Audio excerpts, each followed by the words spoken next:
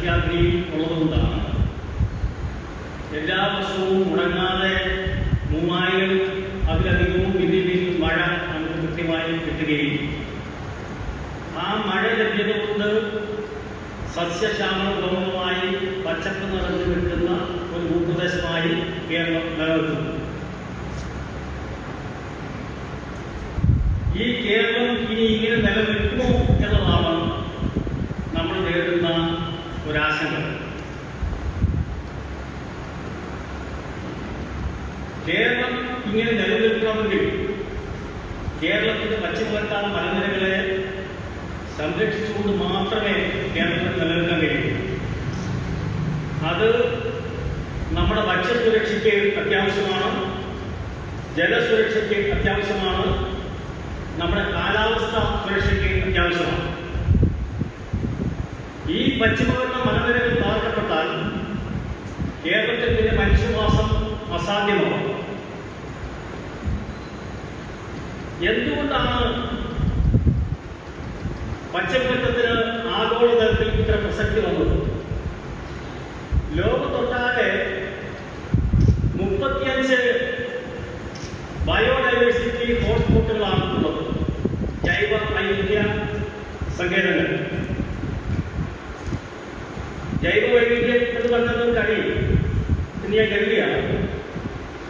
ഇല്ലെങ്കിൽ വളരെ ചുരുക്കി പറഞ്ഞാൽ ജൈവ വൈവിധ്യത്തെ നമ്മൾ 3ആയി തിരിച്ചിട്ടുണ്ട്. ഒന്ന് സ്പീഷീസ് ഡൈവേഴ്സിറ്റി, അതായത് നിരവധിയായിട്ടുള്ള സ്പീഷീസുകൾ. മറ്റൊന്ന് ജനറ്റിക് ഡൈവേഴ്സിറ്റി. ജനറ്റിക് ഡൈവേഴ്സിറ്റി ഉള്ളതുകൊണ്ടാണ് നമ്മളൊക്കെ വ്യത്യസ്തരായിരിക്കുന്നത്. അല്ലെങ്കിൽ നമ്മളെല്ലാവരും ഒരേ മൂർച്ചയുള്ള ആളായിരുന്നു. നമ്മുടെയൊക്കെ ജീവികൾ വ്യത്യസ്തങ്ങളായതുകൊണ്ടാണ് വ്യത്യസ്തമായ മൂർച്ചയുമായി നമ്മൾ നിലനിൽക്കുന്നത്. മൂന്നാമത്തേത് ഇക്കോസിസ്റ്റം ഡൈവേഴ്സിറ്റി എന്ന് പറയും. അതായത് ആവാസ വ്യവസ്ഥയുടെ വൈവിധ്യം. ഇപ്പൊ കടലിലെ ആവാസ വ്യവസ്ഥയല്ല കടലിലേത്, കരയിലെ ആവാസ വ്യവസ്ഥയല്ല ഇപ്പൊ ഹിമാലയത്തിലേത്. അങ്ങനെ ആവാസ വ്യവസ്ഥകൾ വ്യത്യസ്തങ്ങളാണ്. ആ ഓരോ ആവാസ വ്യവസ്ഥയും ആശ്രയിച്ച് നിലനിൽക്കുന്ന ജീവജാലങ്ങളാണ് ഭൂമിയിൽ ഉള്ളത്. ഇപ്പോ ജനറ്റിക് ഡൈവേഴ്സിറ്റിയെ കുറിച്ച് പറഞ്ഞത് നമ്മളുടെ വ്യത്യസ്തരായിരിക്കുന്നത് നമ്മുടെ ജനതകൾ വ്യത്യസ്തമായതുകൊണ്ടാണ്. ഇനി സ്പീഷീസ് ഡൈവേഴ്സിറ്റി എന്ന് പറഞ്ഞാൽ ഇപ്പോ കുരങ്ങ്, അതിൽ തന്നെ വിവിധതരം കുരങ്ങുകൾ, പാമ്പ്, അതിൽ തന്നെ വിവിധതരം പാമ്പുകൾ, പക്ഷികൾ, അതിൽ തന്നെ വിവിധതരം പക്ഷികൾ. അതിനെയാണ് ജീവജാതി വൈവിധ്യം കൊണ്ട് ഉദ്ദേശിക്കുന്നത്. അപ്പോൾ ഈ 3 കൂടെ കൂടുന്നതാണ് genetic diversity, species diversity, ecosystem diversity. ഇത് 3 കൂടെ കൂടുന്നതാണ് ജൈവ വൈവിധ്യം അല്ലെങ്കിൽ ബയോഡൈവേഴ്സിറ്റി എന്ന് വിളിക്കുന്നത്. ഇപ്പൊ ലോകത്തിലെ 35 ബയോഡൈവേഴ്സിറ്റി ഹോട്ട്സ്പോട്ടുകളിൽ അതീവ ജാഗ്രതയായിട്ടുള്ള 5 ബയോഡൈവേഴ്സിറ്റി ഹോട്ട്സ്പോട്ടുകളാണ്. അതിലൊന്നാണ് നമ്മുടെ പശ്ചിമഘട്ടം. അതാണ് പശ്ചിമഘട്ടത്തിന്റെ പ്രാധാന്യം. ഇപ്പോ ഒരു വള്ളം പുഴയിൽ കൂടി ഓടി വന്നിട്ട് കരയിൽ ഇടിച്ചാൽ ഇരിക്കുന്ന ഭാഗം താഴ്ന്നു നിൽക്കുകയും മറുഭാഗം പൊങ്ങി നിൽക്കുകയും ചെയ്യും. അതാണ് പശ്ചിമഘട്ടത്തിന്റെ ഷേപ്പ്. പശ്ചിമഘട്ടത്തിന്റെ വടക്ക് ഭാഗം ഗുജറാത്തിലെ തപ്പി നദിയിലേക്ക് ചെന്നിടിച്ച് അവിടെ പർവ്വതത്തിന് വലിയ ഉയരമില്ല. അവിടുത്തെ പർവ്വതത്തിൽ നമുക്ക് 1 മണിക്കൂർ നടന്നു കയറാം.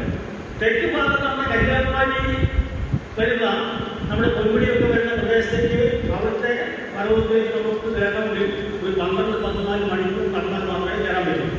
അപ്പോൾ വടക്ക് ഭാഗം താഴ്ന്നും തെക്ക് ഭാഗം ഉയർന്നു നിൽക്കുന്ന ഭൂപ്രകൃതിയാണ് പശ്ചിമഘട്ടത്തിൽ ഉള്ളത്. ഇത് ഗോൾവാര ഭൂഖണ്ഡത്തിൽ നിന്ന് വേർപെട്ട് ഇന്ത്യൻ ഉപഭൂഖണ്ഡവുമായി കൂട്ടിച്ചേർന്ന ഭൂപ്രദേശമാണ്. ഇപ്പോഴും മഡഗാസ്കറിലെ ഭൂപ്രകൃതിയും കേരളത്തിന്റെ ഭൂപ്രകൃതിയും സമാനമാണ്. അതിന്റെ അതിരുകൾ പോലും ആ ഒഴിവുകൾ പോലും മഡഗാസ്കറുമായി നമ്മൾ ചേർത്ത് വയ്ക്കാവുന്നതാണ്. മഡഗാസ്കറിലുള്ള ഒട്ടനവധി ജീവജാലങ്ങൾ കേരളത്തിൽ ഉണ്ട്. കേരളത്തിലെ ജീവജാലങ്ങളുടെ പൂർവിക സ്വത്ത്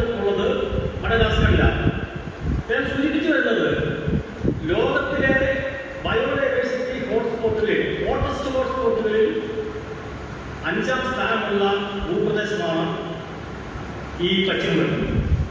അതിൽ തന്നെ കേരള പശ്ചിമഘട്ടമാണ് ഏറ്റവും ജൈവവൈവിധ്യ സമ്പന്നമായിട്ടുള്ള പ്രദേശം. അപ്പൊ നിങ്ങൾ അത് അറിയണമെങ്കിൽ ഇപ്പോ ഏതെങ്കിലും രാജമലയിൽ പോയിട്ട് ഒരു പിടി പുല്ല് പറിച്ചാൽ ആ ഒരു പിടി പുല്ലിനുള്ളിൽ തന്നെ 25-30 ഇനം പുല്ലുകൾ ഉണ്ടാവും. അത്രമാത്രം ജൈവവൈവിധ്യ സമ്പന്നമാണ് കേരള പശ്ചിമഘട്ടം. ഈ കേരള പശ്ചിമഘട്ടത്തിന്റെ ഗുണം കൊണ്ട് മാത്രമാണ് ഒരുപക്ഷെ ഇന്ത്യയിൽ ക്രിസ്ത്യൻ സഭയുണ്ടായത്. ഇവിടെ വിദേശികൾ കടന്നു വന്നത് ലോകത്തിൽ ഏറ്റവും ഗുണമേന്മയിൽ 1-ാം സ്ഥാനത്ത് നിൽക്കുന്ന ഇവിടുത്തെ സ്പൈസസിനെ കൊണ്ടുപോകുന്നതിന് വേണ്ടിയിട്ടായിരുന്നു. ഇവിടുത്തെ ഏലവും കുരുമുളകും ഉൾപ്പെടെയുള്ള ലോകത്തിലെ ഗുണമേന്മയിൽ 1-ാം സ്ഥാനത്ത് നിൽക്കുന്ന സ്പൈസസുകൾ ആ സുഗന്ധവ്യഞ്ജനത്തെ കൊണ്ടുപോകാൻ വേണ്ടിയിട്ടാണ് വിദേശികൾ ആദ്യം ഇന്ത്യയിലേക്ക് വരുന്നത്. സമയത്തോടുണ്ടെങ്കിൽ ഒരു ചെറിയ കഥ പറഞ്ഞു പോകാം. വിദേശത്തുനിന്ന് ആദ്യമായിട്ടൊരു സാഹിബ് ഇന്ത്യയെ തേടി വന്നു. ആ സാഹിബ് ഇന്ത്യയെ തേടി വന്നിട്ട് ഇന്ത്യ തെറ്റിദ്ധരിച്ച് അദ്ദേഹം ചെന്നു വെക്കുന്നത് കരീബിയൻ നാടുകളില്ല. കരീബിയൻ നാടുകളിൽ ചെന്നത് കുരുമുളക് അന്വേഷിച്ചുകൊണ്ട അത് കുരുമുളക് എടുത്ത് അവിടുത്തെ ആളുകളെ കാണിച്ചു. അവരെ കഴിച്ചു നോക്കിയിട്ട് ഈ സാധനം ഇല്ല എന്ന് അവിടുത്തെ ആദിവാസികൾ. എന്നിട്ട് അവര് വേറെ കുളം എടുത്ത് കാണിച്ചു കൊടുത്തു, വറ്റൽ പോലെ. അപ്പൊ ഈ സാഹിത്യത്തെ ബുദ്ധിക്ക് സാഹിത്യത്തിന് തോന്നിയത് ഈ ആദിവാസികൾ ഈ സുഗന്ധവ്യഞ്ജനം കുരുമുളക് മറച്ചു വെച്ചിട്ട് തങ്ങളെ കൗളിപ്പിക്കാമെന്ന് വേണ്ടി ഈ സാഹിത്യത്തിന്റെ നേതൃത്വത്തിലുള്ള ഗുണ്ടാസംഘം, അതായത് സ്പെയിനിൽ നിന്ന് അന്ന് പുറപ്പെടുന്ന ഈ സംഘം ആരും പോരാനായിട്ട് വളരെ സമയമൊന്നുമില്ല. കടൽ കൂടെ വേണം പോരാൻ, കപ്പൽ പോയില്ല. പായ്ച്ചങ്ങാടെ കെട്ടിയാണ് അവർ പോരുന്നത്. യുദ്ധക്കുറ്റവാളികളായി പിടിക്കപ്പെട്ട് വവശിച്ചിട്ട് പിടിക്കപ്പെട്ട് ജയിലിൽ അടയ്ക്കപ്പെട്ട 400ഓളം തടവുകാരുമായിട്ടാണ് ഈ മനുഷ്യൻ വരുന്നത്. അദ്ദേഹം വന്നിട്ട് ഈ കരിമീൻ ചെന്ന് കയറിയിട്ട് അവിടുത്തെ ആദിവാസി ഗോത്രങ്ങൾ മുഴുവൻ റെഡി ചെയ്യും. സായിപ്പ്മാർക്ക് ഒരു രീതി തന്നെയാണ്. അങ്ങനെ റെഡി ചെയ്യും. പക്ഷേ ആദിവാസികൾ അവരുടെ അമ്പ് ഉപയോഗിച്ച് ചെറുത്തു വിഷം പോലുള്ള അമ്പയൊക്കെ ഇദ്ദേഹത്തിലൂടെ മുഴുവൻ പേര് മരിച്ച് അദ്ദേഹം അങ്ങനെ തിരിച്ചു. അദ്ദേഹത്തിന് പേരറിയാവുന്നവരെ ക്രിസ്റ്റഫർ കൊളംബസ്. അതിനുശേഷം പിന്നീട് നിരവധിയായിട്ടുള്ള കടൽ യാത്രകൾ നടന്നു. കേരളത്തെ അന്വേഷിച്ച്, ഇന്ത്യ അന്വേഷിച്ച്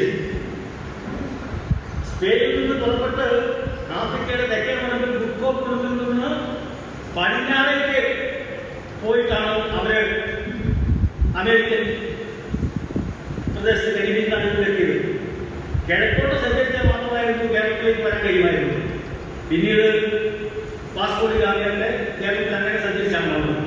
ഞാൻ പറഞ്ഞു വന്നത് അങ്ങനെ ലോകത്തെ ഗുണനിലവാരത്തിൽ 1-ാം സ്ഥാനത്ത് നിൽക്കുന്ന ഏലം ആലപ്പി ഗിരിയും കൊണ്ടെന്ന് വിളിക്കുന്ന നമ്മുടെ നാട്ടിലെ ഏലമാണ്. വണ്ടം വെട്ടി കളയുന്ന ഏലമാണ് ലോകത്തിലെ ഗുണമേന്മയിൽ 1-ാം സ്ഥാനത്തുള്ള ഏലം.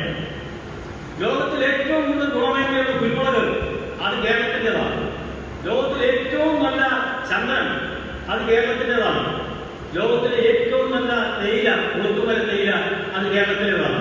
ലോകത്തിലെ ഏറ്റവും നല്ല കഞ്ചാവ്, നീലച്ചെടിയും കഞ്ചാവ് അത് ഇന്ത്യയുടെ സംഭവമാണ്. അങ്ങനെ ഭൂസൂചികയുടെ അടിസ്ഥാനത്തിൽ ഗുണമേന്മയിൽ 1-ാം സ്ഥാനത്ത് നിൽക്കുന്ന 350ഓളം വിഭവങ്ങൾ, ഇവിടെ മാത്രമുള്ള വിഭവങ്ങൾ ഉള്ള ഒരു ഭൂപ്രദേശമാണ് കേരളം. ജൈവ വൈവിധ്യത്തിൽ 40,000-ഓളം സ്പീഷീസുകളാണ് കേരള പശ്ചിമഘട്ടത്തിൽ മാത്രമുള്ളത്. ഒരു അത്ഭുതം. അതായത് ഒരു ജീവിക്ക് ജീവൻ നിലനിർത്താൻ അതിന് വേണ്ട ഒരു ആവാസ വ്യവസ്ഥ എന്ന് പറയുന്നത് 50 സ്ക്വയർ കിലോമീറ്റർ പ്രദേശങ്ങളിൽ വേണം മിനിമം. കേരളം ആകെ 38,858 ചതുരശ്ര കിലോമീറ്ററേ ഉള്ളൂ. എന്ന് പറഞ്ഞാൽ ഒരു 200 ജീവിക്ക് പോലും ജീവൻ നിലനിർത്താനുള്ള പ്രദേശമില്ല. പക്ഷേ ഇവിടെ 40,000-ലധികം ജന്തു ജീവജാലങ്ങൾ വളരുന്നു, നിൽക്കുന്നു, നിലനിൽക്കുന്നു എന്ന് പറയുന്നത് പ്രകൃതിയിലെ തന്നെ ഏറ്റവും വലിയൊരു അത്ഭുതമാണ്. ശുദ്ധതയുള്ള അല്ലെങ്കിൽ ജൈവവൈവിധ്യ സമ്പന്നമായിട്ടുള്ള ഒരു ഭൂപ്രദേശം സംരക്ഷിക്കപ്പെടേണ്ടത് ലോകത്തിന്റെ ആവശ്യമാണ്. ലോകത്തിൽ ഇത് നഷ്ടപ്പെട്ടാൽ പിന്നെ ഇങ്ങനെയൊന്നും വേറെ ഇല്ല. അതാണ് ഈ പച്ചപ്പട്ടത്തിന്റെ പ്രാധാന്യം. അതുകൊണ്ടാണ് യുനെസ്കോ സംരക്ഷിക്കപ്പെടേണ്ട മേഖലകളുടെ പട്ടികയിൽ ഈ പച്ചപ്പട്ടത്തെയും ഉൾപ്പെടുത്തിയത്. ഇത് ഇല്ലാതായിപ്പോയ പിന്നെ എന്നേക്കുമായ അവസാനിച്ചു പോവുകയാണ്. വംശനാശമാണ് സംഭവിക്കുന്നത്. പിന്നെ നമുക്ക് തിരിച്ചെടുക്കാൻ കഴിയത്തില്ല. ഇപ്പൊ കാലാവസ്ഥാ വ്യതിയാനത്തിന്റെ കാലമാണ്. എല്ലാവർക്കും കാലാവസ്ഥാ വ്യതിയാനം അറിയാം.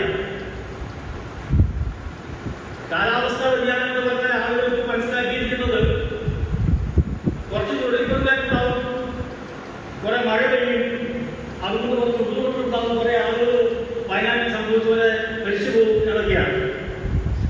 കാലാവസ്ഥാ വ്യതിയാനം എന്ന് പറയുന്നത് അതല്ല. കാലാവസ്ഥാ വ്യതിയാനം എന്ന് പറഞ്ഞാൽ ജീവികുലത്തിന് വംശനാശം സംഭവിക്കാൻ പോകുന്ന ഒരു പ്രതിഭാസമാണ്. ഞാൻ ഉദാഹരണം സൂചിപ്പിക്കാം. തമിഴ്നാട്ടിന്റെ തലസ്ഥാനത്ത് ചെന്നൈയില് കോയിൻ കലാങ്കൽ എന്ന് പറയുന്ന ഒരു പക്ഷിസങ്കേതമുണ്ട്. ഒരു 20 വർഷം മുമ്പ് നടന്ന ഒരു കാര്യമാണ്. ഈ കോയിൻ കലാങ്കൽ പക്ഷിസങ്കേതം കടൽത്തീരത്ത് സ്ഥിതി ചെയ്യുന്നു. അവിടെ കടലിൽ നിന്നും ആമകൾ ഇങ്ങനെ കരയ്ക്ക് കയറി വരും, മുട്ടയിടും, ആമ പോവും. ആമ പോയി കഴിയുമ്പോൾ തന്നെ കുറുക്കന്മാരും കഴിവന്മാരും വന്നിട്ട് ഈ മുട്ടയെടുത്ത് വരും. അപ്പൊ അവരുടെ ശാസ്ത്രജ്ഞന്മാരും പരിസ്ഥിതി പ്രവർത്തകരുടെ കുറെ കാര്യങ്ങൾ കണ്ടിരുന്നു കഴിഞ്ഞപ്പോ ഈ ആമയ്ക്ക് വംശനാശം സംഭവിച്ചേക്കും എന്നുള്ള ആശങ്ക കൊണ്ട് അവർ ഈ ആമമുട്ടകൾ സംരക്ഷിക്കാൻ തീരുമാനിച്ചു. അങ്ങനെ ധാരാളം ആമമുട്ടകൾ തമ്മിൽ പിടിച്ചിട്ട് അവർ സംരക്ഷിച്ച് 10-15 ദിവസം കഴിഞ്ഞപ്പോൾ മുട്ടകൾ വിരിഞ്ഞു. ധാരാളം ആമക്കുഞ്ഞുങ്ങൾ കടലിലേക്ക് ഒഴുകിപ്പോയി. ഈ കഴിഞ്ഞ ഒരു 5 വർഷത്തിന് മുമ്പ് 5 വർഷത്തിനിടയിൽ ഒരു പ്രതിഭാസം ഉണ്ടായി. ഈ കാലത്തേക്ക് വലിയ പ്രതിഭാസം പത്രക്കാരിലെ ഓടിക്കൂടി ചാനലുകാരൊക്കെ വന്നു. പിറ്റേന്ന് പത്രക്കാർ വാർത്ത എഴുതി കടലാമ ഒരു കൂട്ടത്തോടെ ആത്മഹത്യ ചെയ്തു. അപ്പോ അവിടുത്തെ സയന്റിസ്റ്റുകൾ അവർക്ക് കാര്യമൊന്നും മനസ്സിലായില്ല. അവര് ലണ്ടനിലുള്ള ഒരു സയന്റിസ്റ്റുമായി ബന്ധപ്പെട്ടു. അദ്ദേഹത്തെ ഒരു പറഞ്ഞപ്പോ അദ്ദേഹം പറഞ്ഞു, നിങ്ങൾ ഈ ആമകളെ പോസ്റ്റ്മോർട്ടം ചെയ്യാം. വെറ്റിനറി സർജന്മാർ വന്ന് ഈ 14,000-ഓളം ആമകളെ പോസ്റ്റ്മോർട്ടം ചെയ്തിട്ട് അതിലൊരു പെണ്ണാമ പോലും ഉണ്ടായിരുന്നില്ല. പെണ്ണാമയില്ല അതുകൊണ്ടാണ് ഈ ആണാമകളെല്ലാം ആത്മഹത്യ ചെയ്തത്. ശരിയാണ്. ഈ ആണാമകൾക്ക് പ്രജനനത്തിന് പ്രായമായപ്പോൾ ഈ ആണാമകൾക്ക് പ്രജനനം നടത്തുന്നതിന് വേണ്ടി ഇണകളെ തേടി തർക്കമായി നടന്നു. ഇണകളെ കണ്ടുകിട്ടാതെ ഈ ആണാമകൾ തമ്മിൽ പരസ്പരം ഏറ്റുമുട്ടി അതിന്റെ കൈയും കാലും ഒടിഞ്ഞാണ് ഈ ആമകളെല്ലാം കൂട്ടത്തോടെ കൊല്ലപ്പെട്ടത്. ഇത് കാലാവസ്ഥാ വ്യതിയാനം വരുത്തുന്ന ഒരു പ്രത്യാഘാതമാണ്. നമ്മുടെ പ്രപഞ്ചത്തിൽ നിശ്ചിതമായ താപവിധാനത്തിൽ, നിശ്ചിതമായ ആർദ്രതയിൽ, നിശ്ചിതമായ സാന്ദ്രതയിലാണ് ഗർഭധാരണം നടക്കുന്നത്. അതായത് അണ്ടവും ബീജവും തമ്മിൽ സംയോജനം നടക്കുന്നത് 36.9 ഡിഗ്രി എന്ന് പറയുന്ന ഒരു താപവിധാനത്തിലാണ്. ആ താപവിധാനത്തിന് പകരം നമ്മുടെ അന്തരീക്ഷത്തിലെ താപവിധാനം 45 ഡിഗ്രിയോ 50 ഡിഗ്രിയോ ആയി പോയാൽ ആണായി ജനിക്കേണ്ട ജീവി പെണ്ണായി തീരുകയോ, പെണ്ണാവുന്ന ജീവി ആണായി തീരുകയോ, അതല്ലെങ്കിൽ ആണും പെണ്ണുമല്ലാത്ത ജീവിയാവുകയോ, അതുമല്ലെങ്കിൽ ജീവൻ എന്ന് പറയുന്ന പ്രതിഭാസം തന്നെ അംഗീകരിക്കപ്പെടാതെ പോവുകയോ ചെയ്യാവുന്ന വെല്ലുവിളിയാണ് കാലാവസ്ഥാ വ്യതിയാനം നമുക്ക് മീതെ ഉയർത്തുന്ന ഭീഷണി. അതാണ് കാലാവസ്ഥാ വ്യതിയാനം. ആ കാലാവസ്ഥാ വ്യതിയാനത്തിന്റെ കാരണം ആഗോളതാപനമാണ്. ആഗോളതാപനത്തിന്റെ കാരണം മാനവരാശിയുടെ ജീവിത ശൈലിയാണ്. ഇത് കൃത്യമായി പറഞ്ഞാൽ നമ്മളൊക്കെ പ്രകൃതിയോട് ചെയ്യുന്ന പാപം കാർബൺ കാറ്റിപ്പാട് വർദ്ധിപ്പിക്കുന്നു എന്നുള്ളതാണ്. കാർബൺ കാറ്റിപ്പാട് എന്ന് പറയുന്നത് ഒരു 7 നിലയുടെ ഗോപണിയായിട്ട് സങ്കല്പിക്കുക. ആ 7 നിലയുടെ ഗോപണിയിൽ ഏറ്റവും താഴ്ത്ത നിലയിൽ ജീവിക്കുന്നത് നമ്മുടെ ലോകത്തിലെ ആദിവാസി ജനവിഭാഗമാണ്.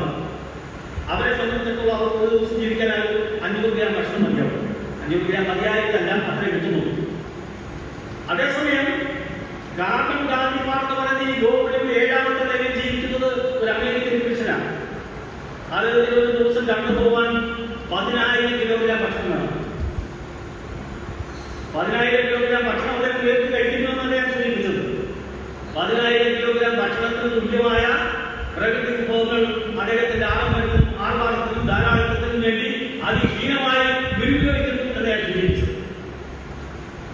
അപ്പൊ എല്ലാവരും അമേരിക്കക്കാരെ പോലെ ആയിത്തീരാൻ, അത്തരമൊരു ജീവിത ശൈലിയെ ഉൾക്കൊള്ളാൻ പ്രകൃതി കഴിയില്ല. അതിന് രണ്ട് ഭൂമി വേണം.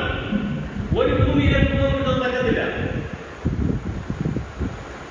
ഇപ്പോ എർത്ത് ഓവർഷൂട്ട് എന്ന് പറയുന്ന ഒരു പ്രശ്നമാണ് ലോകം നേരിടുന്നത്. എർത്ത് ഓവർഷൂട്ട് എന്ന് പറഞ്ഞാൽ ജനുവരി മാസം 1-ാം തീയതി മുതൽ ഡിസംബർ മാസം 31-ാം തീയതി വരെയുള്ള ഒരു വർഷക്കാലം നമുക്ക് ഉപയോഗിക്കാൻ പ്രകൃതി അനുവദിച്ചിട്ടുള്ള വിഭവങ്ങൾ ഇപ്പോ 2023 എർത്ത് ഓവർഷൂട്ട് ജൂലൈ 23 അവസാനിച്ചു. ജൂലൈ 23 ശേഷം നമ്മൾ ഉപയോഗിച്ചിട്ടുള്ള പ്രകൃതി വിഭവങ്ങൾ 24 ഉപയോഗിക്കേണ്ടി വരുന്ന വിഭവങ്ങളാണ്. എർത്ത് ഓവർഷൂട്ട് എന്ന് പറഞ്ഞാൽ ആകെയുള്ള പ്രകൃതി വിഭവത്തെ 365 കൊണ്ട് ഗുണിച്ചിട്ട് ആകെയുള്ള ജനസംഖ്യ കൊണ്ട് ഹരിച്ചാൽ കിട്ടുന്ന ഉത്തരമാണ് എർത്ത് ഓവർഷൂട്ട്. അപ്പോ അങ്ങനെ നമുക്ക് പ്രകൃതി വിഭവം വേണമെങ്കിൽ രണ്ട് ഭൂമി വേണം. ഒരു ഭൂമിയിലെ വിഭവങ്ങൾ കൊണ്ട് നമ്മുടെ ഇന്നത്തെ നിലയിലുള്ള ജീവിതം മുന്നോട്ട് കൊണ്ടുപോകാൻ പറ്റുന്നില്ല. ആളുകൾക്ക് പോരാട്ടം അസ്വസ്ഥത പറയാനുണ്ട്. അപ്പൊ കാർബൺ കാർബൺപാട് കുറയ്ക്കുക എന്നുള്ളതാണ് മാനവരാശി പ്രകൃതിയോട് ചെയ്യേണ്ട കാര്യം. കാർബൺ കാർബൺപാട് കുറയ്ക്കുന്നതിന് വേണ്ടിയിട്ട് നമ്മുടെ ആർഭാടങ്ങൾ കുറച്ചേ മതിയാവും. എല്ലാവർക്കും വിമാനത്താവളം വേണം, എല്ലാവർക്കും അണക്കെട്ടുകൾ വേണം, എല്ലാ വീട്ടിലും 10,000 സ്ക്വയർ മീറ്റർ വിസ്തീർണം വേണം എന്ന് തീരുമാനിച്ചാൽ അത് താങ്ങാൻ ഈ പ്രകൃതി ശേഷി. അതാണ് പ്രശ്നം. അങ്ങനെ പശ്ചിമഘട്ടം ജൈവവൈവിധ്യ പ്രധാനമായിട്ടുള്ള ഭൂപ്രദേശമായതുകൊണ്ട് പശ്ചിമഘട്ടം എന്ന് പറയുന്നത് പരിസ്ഥിതി ലോലമായിട്ടുള്ള മേഖലയാണ്. പരിസ്ഥിതി ലോലം എന്ന് പറഞ്ഞു കഴിഞ്ഞാൽ ഉരുൾപൊട്ടൽ സാധ്യതയുള്ള സ്ഥലം. ഉരുൾ പൊട്ടിപ്പോയാൽ ആ സ്ഥലം പൂർണ്ണമായി നഷ്ടപ്പെട്ടു പോയി. പിന്നെ നമുക്ക് പുനഃസ്ഥാപിക്കാൻ പറ്റുന്നില്ല. അപ്പൊ ഉരുൾ പൊട്ടുന്നതിന് മുമ്പ് ഉരുൾ പൊട്ടുന്ന പ്രവർത്തനം നമ്മളൊക്കെ നടത്താതിരിക്കുക. അത് മാത്രമാണ് ഉദ്ദേശിച്ചത്. ഇപ്പോ ഗാന്ധി കമ്മിറ്റി റിപ്പോർട്ട് പ്രധാനമായും പറഞ്ഞിട്ടുള്ള കാര്യങ്ങൾ, ഒന്ന്, ഇനിയും പുതിയ വലിയ ടൗൺഷിപ്പുകൾ പശ്ചിമഘട്ടത്തിൽ ഉണ്ടാക്കരുത് എന്നുള്ളതാണ്.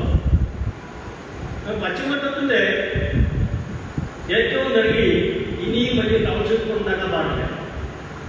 അതായത് ഒരുപക്ഷെ ലോകത്തില് എല്ലാ വീടുകളിലേക്കും റോഡ് നിർമ്മിച്ചിട്ടുള്ള ഒരു സംസ്ഥാന കേരളമായിരുന്നു. 8,700 അടി ഉയരത്തിൽ വരെ നമ്മൾ റോഡ് നിർമ്മിച്ചിട്ടുണ്ട്. ചെങ്കുത്തായിട്ടുള്ള വൻമലകളെ വെട്ടിപ്പുറന്ന് ഇങ്ങനെ റോഡുണ്ടാക്കുമ്പോൾ സ്വാഭാവികമായിട്ടും പിന്നീട് വർഷങ്ങൾ കഴിയുമ്പോൾ ഈ റോഡുണ്ടാക്കിയ പ്രദേശം ഇടിഞ്ഞ് താഴത്തേക്ക് വീഴും. അങ്ങനെ നിരന്തരമായി ഇടിഞ്ഞ് പശ്ചിമഘട്ടം ഇപ്പോ വളരെ കൂടുതൽ പ്രദേശം ഇത്തരം അപകട ഭീഷണിയുള്ള മേഖലയായിരിക്കുക. ഏതാണ്ട് പശ്ചിമഘട്ടത്തിലെ 14,000 ചതുരശ്ര കിലോമീറ്റർ പ്രദേശം ഇത്തരം അപകട ഭീഷണിയില്ല. അതിൽ 13,000 ഉരുൾപൊട്ടൽ മേഖലയുണ്ട്, 17,000 മലവീഴ്ച മേഖലയുണ്ട്. ഈ മേഖലയിൽ ജീവിക്കുന്ന മനുഷ്യരുടെ ജീവനും സ്വത്തിനും സംരക്ഷണം വേണം. അവരെ കുറ്റപ്പെട്ട് വിട്ടുകൊടുക്കാൻ പറ്റത്തില്ല. രാഷ്ട്രീയക്കാരുടെ നിലപാട് ദുരന്തമുണ്ടാകുമ്പോൾ ദുരിതാശ്വാസ പ്രവർത്തനമായി ഇറങ്ങുക എന്നുള്ളത്. അതല്ല ചെയ്യേണ്ടത്. ഇതൊക്കെ പ്രകൃതിയിലെ ഓരോ പ്രതിഭാസങ്ങളാണ്. ആ പ്രകൃതി പ്രതിഭാസങ്ങൾക്ക് വിലങ്ങനെ കയറി എത്തിയപ്പോഴാണ് അത് ദുരന്തമാകുന്നത്. അതുകൊണ്ട് ദുരന്ത മേഖലയായി നമ്മൾ കണ്ടെത്തുന്ന മേഖലയിൽ മനുഷ്യൻ സുരക്ഷിതമായി ജീവിക്കുന്നതിനുള്ള മെക്കാനിസം രൂപീകരിച്ച മതിയാവും. ഗാർഡിൽ അത് മാത്രമാണ് പറഞ്ഞിട്ടുള്ളത്. ഗാർഡിൽ റിപ്പോർട്ടിനെ നമുക്ക് സംഗ്രഹിച്ചാൽ, ഒന്ന്,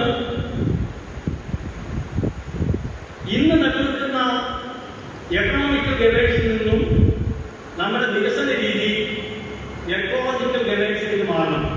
അതാണ് ഒന്നാമത്തെ കാര്യം. എക്കണോമിക്കൽ ഗവേഷണം എന്ന് പറഞ്ഞാൽ, ഇപ്പൊ നമ്മളൊരു വീട് വെക്കുക, വീടിന്റെ മുറ്റം കൂടി ആളുകൾ കൈയിടുക, മുറ്റം കൂടുതൽ കൈയിടുക.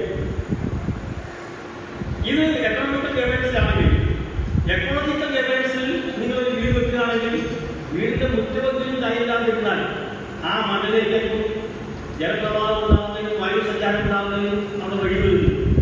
നമ്മൾ മണ്ണുമായി വെള്ളിയുമായി കുറച്ചുകൂടി ചേർന്ന് വരും.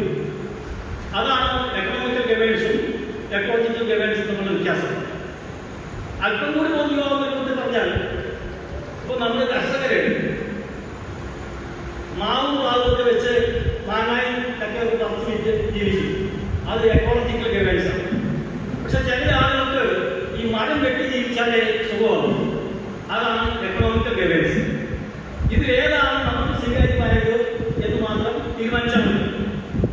ഇപ്പോ ഒരു മാങ്ങാപ്പഴം കഴിക്കുമ്പോൾ എന്റെ ശരീരത്തിൽ എന്റെ മനസ്സിന് എനിക്ക് കിട്ടുന്ന സുഖമാണോ, സന്തോഷമാണോ, സംതൃപ്തിയാണോ, ജീവിതത്തിലെ നമ്മുടെ സംതൃപ്തി, അതെല്ലാം ഈ പാവ് വെട്ടി ഈ കോഴിയത്തെ ഞാൻ ഇങ്ങനെ കൈകൂട്ടിനോട് ഇങ്ങനെ ഇരുപണം പറയുമ്പോൾ കിട്ടുന്ന സന്തോഷമാണോ, അതാണോ സംതൃപ്തി എന്ന് മാത്രം തീരുമാനിച്ചാൽ മതി.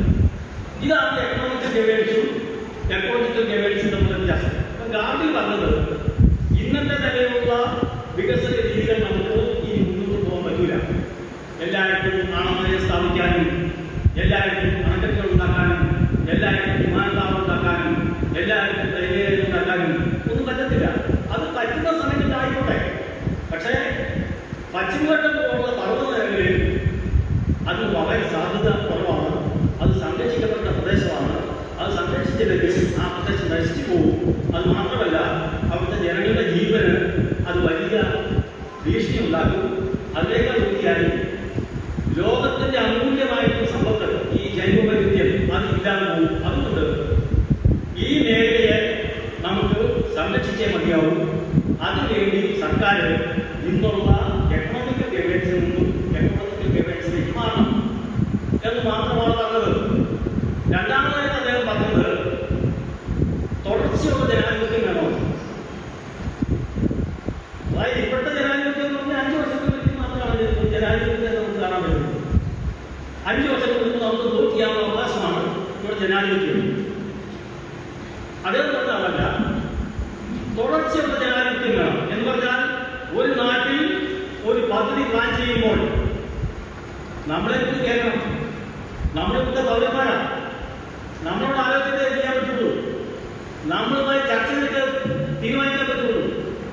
നമ്മളെ കേൾക്കാതെ, നമ്മളെ അറിയിക്കാതെ നമ്മുടെ നാട്ടിൽ പദ്ധതി നടപ്പാക്കിയാൽ അതിന്റെ ദുരന്തം വരാൻ മാത്രമാണ് നമുക്ക് വിധി. ഒരു പാർലമെന്റിലൂടെ പാർലമെന്റ് ആരംഭിക്കാൻ പോകുമ്പോൾ പബ്ലിക് ഹിയറിംഗ് എന്ന് പറയുന്ന കാര്യം നടത്തണം. നാട്ടിലെ ജനങ്ങളെ വിളിച്ചു കൂട്ടിയിട്ട് പബ്ലിക് ഹിയറിംഗ് നടത്തണം. ജനഹിത പരിശോധന നടത്തണം. പബ്ലിക് ഹിയറിംഗിൽ ഇത് ഞങ്ങൾക്ക് വേണ്ടതാണെന്ന് നാട്ടിലെ തീരുമാനിക്കുകയാണെങ്കിൽ ആയിക്കോട്ടെ, കുറ്റവുമില്ല. അതല്ല, ഈ പാർലമെന്റ് നാട്ടിലൊരാൾക്ക് ഗുണമില്ല. അതിന്റെ ഗുണം കിട്ടുന്നത് ഒരു പോലീസിന് മാത്രമാണ്. അയാളെ ചുറ്റി കെട്ടി നിൽക്കുന്ന ആർക്കെങ്കിലും കിട്ടും. വേറെ ആൾക്കാർക്ക് ഗുണമില്ല. പക്ഷെ അതിന് ദുരന്ത സൈക്കിൾ വരുന്നത് വളരെ വിസ്തൃതമായ ഒരു മേഖലയിലെ ജനവിഭാഗമാണ്. അതുകൊണ്ടാണ് കാണുന്നത് ജനാധിപത്യം എന്ന് പറയുന്നത് അത് തുടർച്ചയുള്ള ജനാധിപത്യമായിരിക്കണം.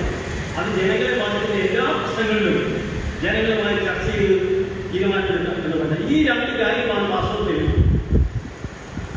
ഗാന്ധി റിപ്പോർട്ടിന്റെ ആകെ ഉള്ള സ്വത്ത് എന്ന് പറയുന്നത്. അതുമായി ബന്ധപ്പെട്ട് പറഞ്ഞിട്ടുള്ള നിർദ്ദേശങ്ങളാണ് റെഡ് കാറ്റഗറി വ്യവസായങ്ങൾ പാടില്ല. പശ്ചിമഘട്ടത്തിന്റെ ഒരു പ്രദേശത്ത് റെഡ് കാറ്റഗറി വ്യവസായങ്ങൾ നടത്താൻ പറ്റുന്നില്ല. കാരണം അതിനുള്ള യാത്രാ സൗകര്യമില്ല, അതിനുള്ള മാർക്കറ്റിംഗ് ഫെസിലിറ്റി ഇല്ല, അതിനുള്ള അസംസ്കൃത വസ്തുവില്ല. അപ്പോൾ റെഡ് കാറ്റഗറി വ്യവസായം പറ്റത്തില്ല. പിന്നെ പറഞ്ഞത് 20,000 സ്ക്വയർ മീറ്ററിൽ കൂടുതലുള്ള കെട്ടിടങ്ങൾ നിർമ്മിക്കരുത്. 1000 ബെഡിൽ കൂടുതൽ ഉള്ള ആശുപത്രികൾ സ്ഥാപിക്കാൻ പാടില്ല. ഇത്ര കാര്യങ്ങളാണ് പറഞ്ഞത്. പിന്നെ അഡീഷണലായി കൂട്ടിച്ചേർത്ത 2-3 കാര്യങ്ങൾ. ഒന്ന്, കൃഷിക്കാർക്ക് 2 കന്നുകാലിയെങ്കിലും കൃഷി ചെയ്യുന്ന, അതുപോലെ എത്ര ചെയ്യാം, 2 കന്നുകാലിയെങ്കിലും കൃഷി ചെയ്യുന്ന കർഷകർക്ക് ഈ പശുവിന് ആവശ്യമായിട്ടുള്ള തീറ്റപ്പുൽ സർക്കാർ സബ്സിഡിയായി കൊടുക്കണം. അത് കൃഷി ചെയ്യാനുള്ള സ്ഥലം കൊടുക്കണം, അതിനുള്ള സാമ്പത്തിക സഹായം കൊടുക്കണം. അതുപോലെ വീട് വെക്കുന്ന ആളുകൾക്ക്, എല്ലാ ആളുകൾക്കും വീടിന് വേസ്റ്റ് മാനേജ്മെന്റിനുള്ള സംവിധാനം ഉണ്ടാക്കി കൊടുക്കണം. അവർക്ക് ശുദ്ധീകരണത്തിനുള്ള സംവിധാനം ഉണ്ടാക്കി കൊടുക്കണം. മനുഷ്യന്റെ ജീവിതത്തിന്റെ ഗുണനിലവാരം വർദ്ധിപ്പിക്കുന്നതിന് ആവശ്യമായിട്ടുള്ള കാര്യങ്ങൾ ചെയ്യണം എന്നാണ് നിർദ്ദേശിച്ചത്. മറ്റൊരു ഭാഗത്ത് പറഞ്ഞിട്ടുണ്ടായിരുന്നു വൻകിട റബ്ബർ വ്യവസായങ്ങൾ പാടില്ലായിരുന്നു. ആ കാര്യത്തിന്റെ കയറിൽ എങ്ങനെയാണ് വിശദീകരിച്ചത് എന്ന് കേട്ടിട്ടുണ്ടാവും.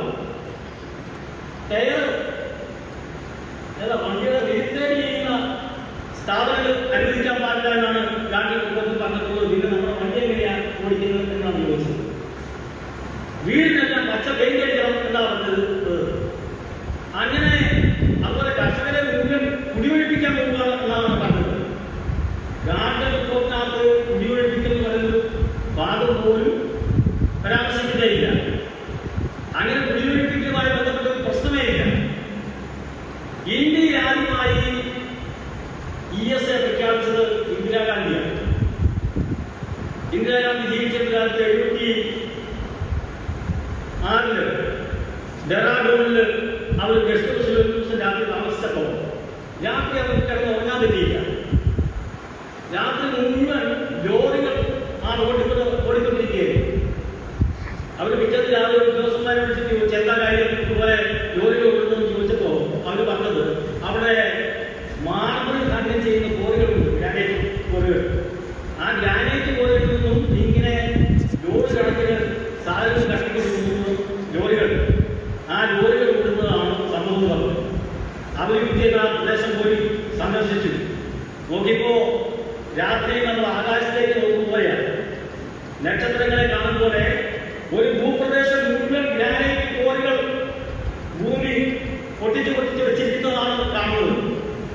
അവർ തിരിച്ച് ഡൽഹിയിൽ വന്നിട്ട് ഉദ്യോഗസ്ഥന്മാരെ വിളിച്ചു കൂട്ടി കാര്യങ്ങൾ ചർച്ച ചെയ്ത് ഒരാഴ്ചക്കുള്ളിൽ തന്നെ ഡെറാഡൂൺ എന്ന് പറയുന്ന സ്ഥലം എക്കോളജിക്കലി സെൻസിറ്റീവ് ഏരിയ ആക്കി ഉത്തരവിട്ടു.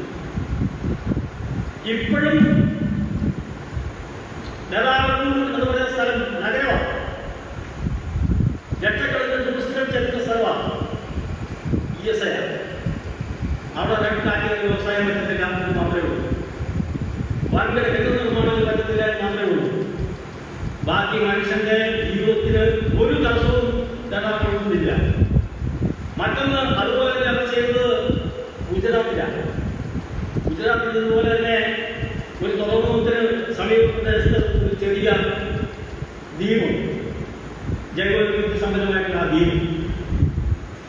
ആ ദ്വീപിന്റെ തുറമുഖത്തിന്റെ ഇടയിൽ കപ്പൽ പൊളിക്കുന്ന ഒരു വ്യവസായം കൊണ്ടുപോകുന്നു. നിരവധി കപ്പലുകൾ, കേടായിപ്പോയ കപ്പലുകൾ വിദേശ രാജ്യങ്ങളിൽ കൊണ്ടുവന്നിട്ട് പൊളിക്കുക. കപ്പൽ പൊളിക്കുന്ന വ്യവസായം പറഞ്ഞാൽ പരമാവധി മലിനീകരിക്കും ആ പ്രദേശത്തെ. 10-50 കിലോമീറ്റർ പ്രദേശം മുഴുവൻ മാലിന്യ കൂമ്പാരമാകുന്ന ഒരു വ്യവസായം. അവസാനം ആളുകൾ ഇന്ദിരാഗാന്ധിക്ക് ഒരു പരാതിയുമായിട്ട് എത്തി. ഇന്ദിരാഗാന്ധി നേരിട്ട് പോയി ആ സ്ഥലം സന്ദർശിച്ചു. പിറ്റേന്ന് തന്നെ തിരികെ വന്നിട്ട് അവർ ആ പ്രദേശം ഡെറാഡൂൺ പോലെ തന്നെ ESA ആയി പ്രഖ്യാപിക്കുന്ന ഉത്തരവ്.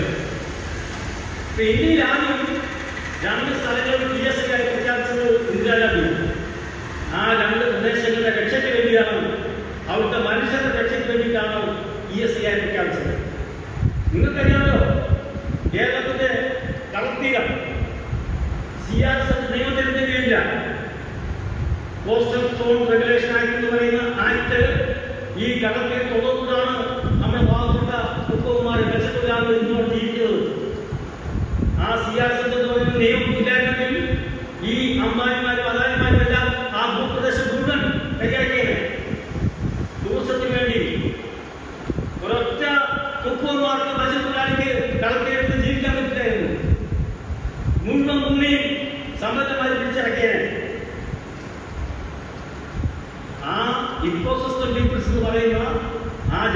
വിഭാഗത്തെ രക്ഷിക്കാൻ വേണ്ടിയിട്ടാണ് ഈ CRZ എന്ന നിയമം ഉണ്ടാക്കിയത്. ആ നിയമത്തിനെതിരെയുള്ള വലിയ പോരാട്ടമൊക്കെ ഉണ്ടായി. ആരും മൈൻഡ് ചെയ്തില്ല. രാഷ്ട്രീയക്കാർ വലിയ ബഹളം ഉണ്ടാക്കി. ഇപ്പോ 2 ഫ്ലാറ്റ് മണ്ണിൽ പൊളിച്ചു കളഞ്ഞു. ഒരുപാട് പേരുടെ പൈസ പോയി. കുറെ പേര് വേഗമായി പൊളിക്കാൻ നടന്നു. ആ പൊളിക്കൽ അതുപോലെ വ്യക്തിത്വം എന്ന് പറയുന്ന വേദനാട്ടിലായിട്ട് മിനി മുത്തൂറ്റ് റോയിയുടെ 150 കോടിയുടെ റിസോർട്ടാണ് പൊളിച്ചത്. വേദനാട് കായലിനെ ദീർഘകാലാടിസ്ഥാനത്തിൽ സംരക്ഷിക്കാൻ ആ നിർമ്മിതി പൊളിച്ചേ മതിയാവുള്ളൂ. അതുകൊണ്ടാണ് പൊളിച്ചത്. ഇപ്പൊ ഇത് ചക്രപടിയിൽ അനധികൃതമായി കയ്യേറി വലിയ നിർമ്മാണം നടത്തുക. ഈ ഘാട്ട് റിപ്പോർട്ടിനെതിരായിട്ട് സമരം ചെയ്ത ആളുകൾ ഇപ്പോൾ ചക്രപടി സംരക്ഷിക്കണമെന്ന് പറഞ്ഞുകൊണ്ട് അവർ സമരത്തില്ല. മനുഷ്യന്മാരി പ്രദേശത്തെ ജനങ്ങൾ മുഴുവൻ കൂടെ ഈ ചക്രപടി സംരക്ഷിക്കണമെന്ന് ആവശ്യപ്പെട്ടുകൊണ്ട് കയ്യേറ്റക്കാരെ ഒഴിപ്പിക്കണം എന്നാവശ്യപ്പെട്ടുകൊണ്ട് സമരത്തില്ല. അപ്പോ യാഥാർത്ഥ്യം ഇതാണ്. പശ്ചിമഘട്ടത്തെ സംരക്ഷിക്കുക എന്ന് പറഞ്ഞാൽ പശ്ചിമഘട്ടം ലോകത്തിന്റെ തന്നെ വായുവിന്റെ സ്വത്താണ്. ഈ ഭൂപ്രദേശം നശിച്ചു കഴിഞ്ഞാൽ, ഇവിടുത്തെ ജൈവവൈവിധ്യം നശിച്ചു കഴിഞ്ഞാൽ നമുക്കത് തിരിച്ചൊരിക്കലും ഉണ്ടാക്കിയെടുക്കാൻ പറ്റും. അപ്പൊ നിങ്ങൾ ബ്രസീൽ എന്ന് കേട്ടിട്ടുണ്ട്. ബ്രസീൽ എന്ന് കേട്ടിട്ടുള്ളത് ഒരു രാജ്യത്തിന്റെ ഫുട്ബോൾ കളിക്കാത്ത നാട് എന്നതല്ലേ. പക്ഷെ ഞാൻ പറയാൻ ഉദ്ദേശിച്ചത് ബ്രസീൽ അതല്ല. ബ്രസീൽ എന്ന് പറയുന്നത് ഒരു മരത്തിന്റെ പേരാണ്. ആ മരത്തിന്റെ പേരിൽ നിന്നാണ് ആ രാജ്യത്തിന് ബ്രസീൽ എന്നുള്ള പേര് കിട്ടിയത്. ബ്രസീൽ മരം എന്ന് പറയുന്നത് നമ്മുടെ നാട്ടിലെ മാവ് പോലെ ഒരു മരമാണ്. മാങ്ങാ കായം പോലെ. അപ്പോ ഒരു ഘട്ടത്തിൽ ബ്രസീൽ മരത്തിൽ കായ പിടിക്കാതായി. കായ പിടിക്കുന്ന കാര്യമല്ലോ, ചെടി പുഷ്പിക്കണം, പുഷ്പിച്ച കായണ്ടാവും. അത് പരാഗണം നടത്തണം. അപ്പോൾ ബ്രസീൽ മരത്തിൽ പരാഗണം നടത്തിയിരുന്നത് ഈ ബ്രസീൽ മര കാടുകൾക്കടിയിൽ ഉണ്ടായിരുന്ന ഓർക്കിഡിനെ ആശ്രയിച്ച് ജീവിക്കുന്ന ഒരു ചിത്രശലഭമാണ് പരാഗണം നടത്തിയത്. കച്ചവടക്കാർ പോയിട്ട് ഓർക്കിഡ് കൂടുതൽ വെടികൊണ്ട് പോയി മാർക്കറ്റിൽ വയ്ക്കും. നല്ല ലാഭം.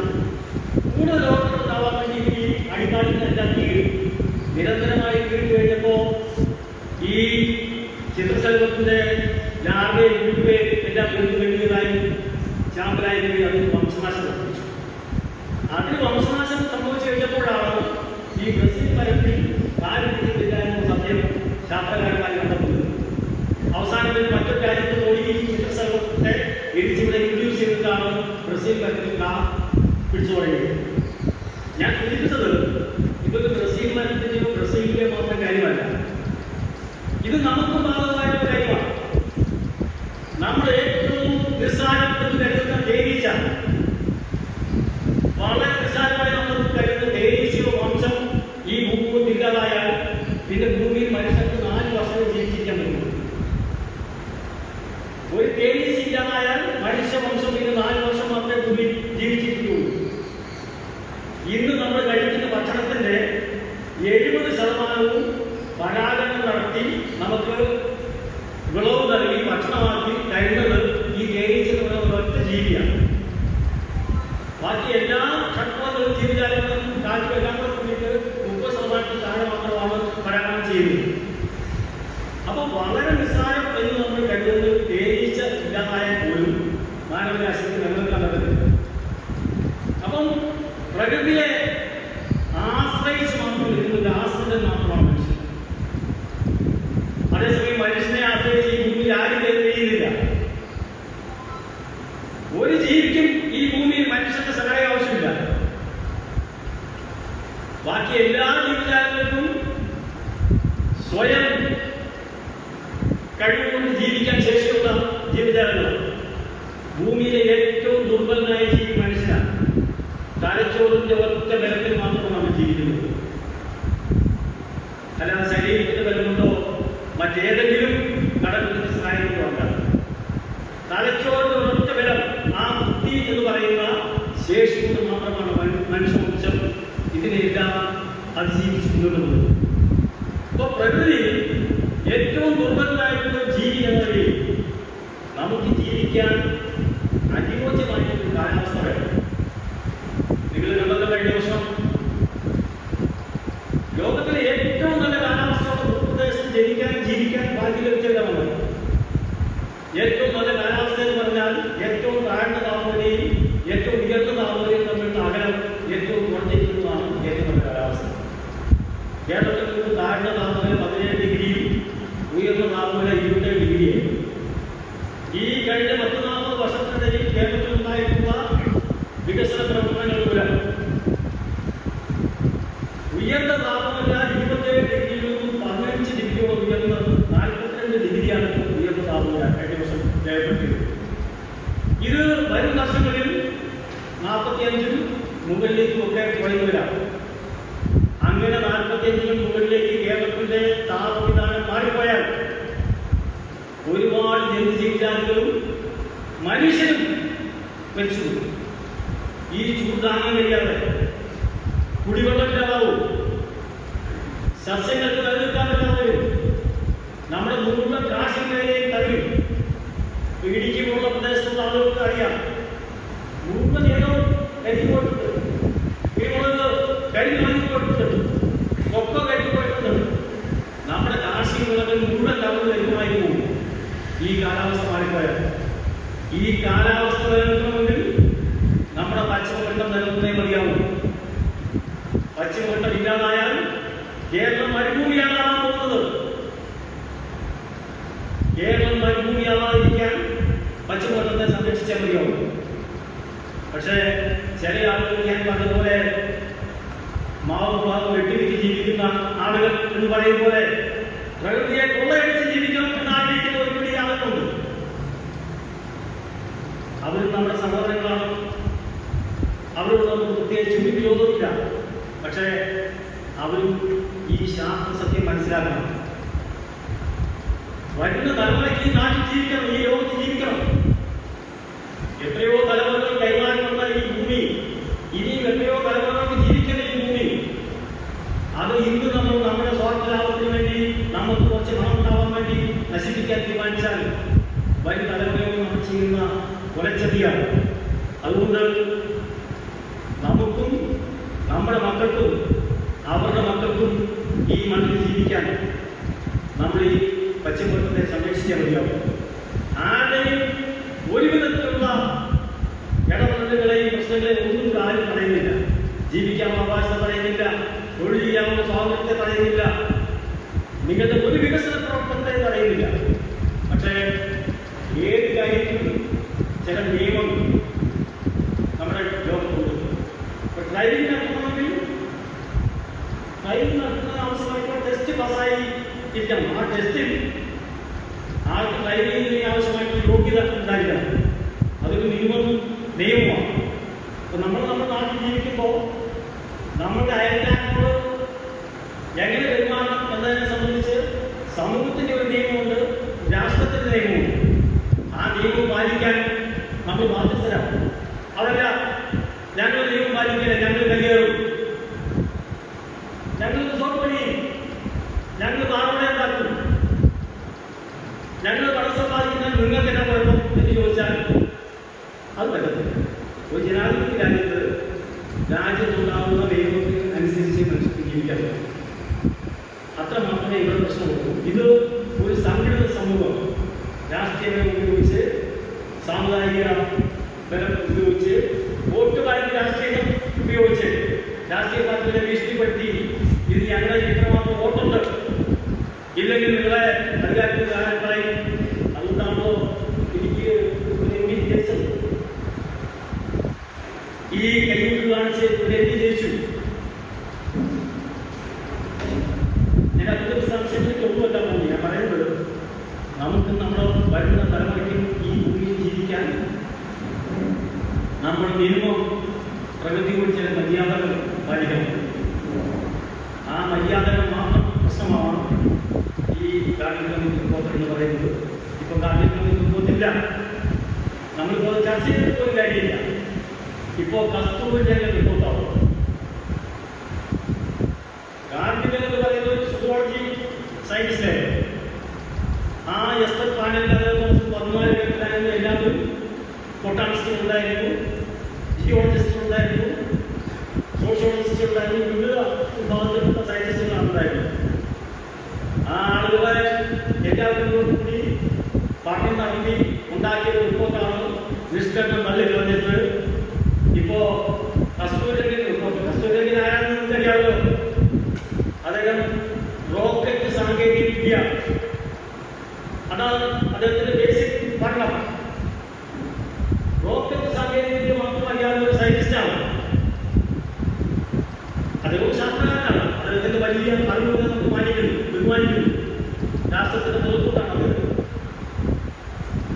അദ്ദേഹത്തിന് ജൈവവൈവിധ്യത്തെക്കുറിച്ച്, കാലാവസ്ഥ മാറ്റത്തെക്കുറിച്ച്, ആഗോളതാപനത്തെക്കുറിച്ച്, നമ്മുടെ നദികളെയും പുഴകളെയും ഭൂമിയെയും കുറിച്ച്, ഭൂമിയുടെ നിലനിൽപ്പിനെ കുറിച്ച് വേണ്ടത്ര ധാരണയില്ലാത്ത ആളാണ് എന്ന് തന്നെയാണ് എൻ്റെ അഭിപ്രായം.